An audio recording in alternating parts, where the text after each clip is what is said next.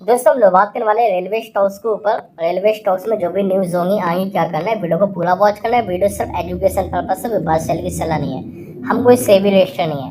Railway stocks अगर आप देखो तो नॉर्मली अगर देखो तो 50% तक डाउन है और साल भर में एक बड़ी गिरावट, और अगेन कहीं ना कहीं अब कंसोलिडेट करते हुए नजर आ रहा है, ऊपर नीचे 5 ईयर का चार्ट पे अगर आप देखो तब आपको पता चलेगा एक बड़ी गिरावट के बाद अब कहीं ना कहीं एक रुकावट आई है। रुकावट यानी कि अब फंस गए लेवल्स पे।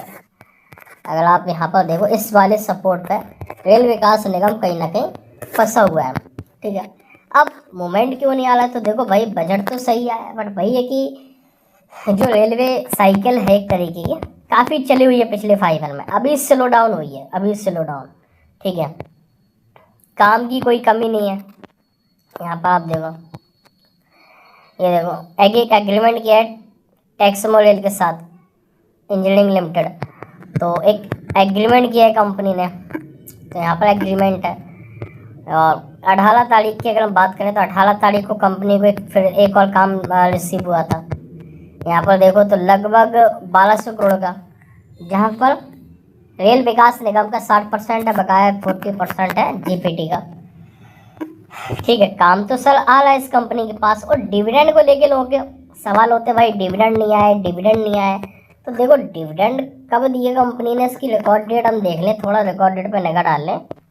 क्या रिकॉर्ड डेट है इसकी, ये देखो यहाँ पर 5 फरवरी, यानी 5 फरवरी को अगर कंपनी ने रिकॉर्ड डिविडेंड दिया तो समझ लो 20 से 25 दिन में आता है, यानी कि लगभग 25 तारीख या 30 तारीख तक, एक महीने के अंदर आ जाता है। अब हो सकता है 20 दिन में आ जाए, 18 दिन में आ जाए, यानी कि डिविडेंड आ गया होगा या तो आने वाला होगा।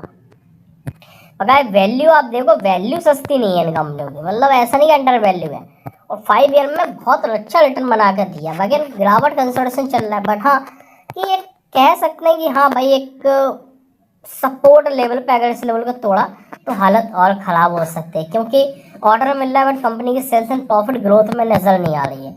ये देखो बजट ठीक है बट ग्रोथ नहीं है, ग्रोथ रुकी सी है, बट यही रुक गई, उससे पहले थी ग्रोथ। ये देखो तो अभी सेल्स ग्रोथ रुकी है कंपनी के, तो सेम सभी कंपनियों के चार्ट के ऊपर ये लागू होता है। सेम चार्ट है ये भी, देखो एयरकॉन इतना समझ लो कंसोलिडेशन फेज चल रहा है, और 2026 में अगर कंसोलिडेट होते हैं तो और अच्छी बात है, कोई ऐसे नहीं होगा वीक होगा, बट हाँ गिरावट ना हो बस। कंसोलिडेशन थोड़ा चल जाए कोई दिक्कत नहीं, इसकी पीवी सही है, but sales and profit growth देखो तो यहाँ पर भी माइनस है। मेन चीज है कंपनियों की ग्रोथ पे असर आया है। आप राइट्स लिमिटेड देखो तो 5 ईयर में ये भी देखो कहीं ना कहीं सपोर्ट पे है, ये देखो ठीक है, सपोर्ट पर ट्रेड कर रहा है। इसकी भी देखो तो 32 की पी है, 10,000 करोड़ की कंपनी है। यहाँ पर सेल्स एंड प्रॉफिट ग्रोथ ठीक ठाक नजर आ रही है, शेयर पैटर्न ओके है। तो ये 10,032 की पी पर एयरटेल अपने फील्ड में कहीं ना कहीं लीडर कंपनी है, और ग्रोथ देखने को मिली है इसके अंदर। अगर हम सालाना देखो तो 39 करोड़ की, और क्वार्टरली भी ग्रोथ आई है इसके अंदर, ठीक है। एयरटेल के अंदर ग्रोथ है।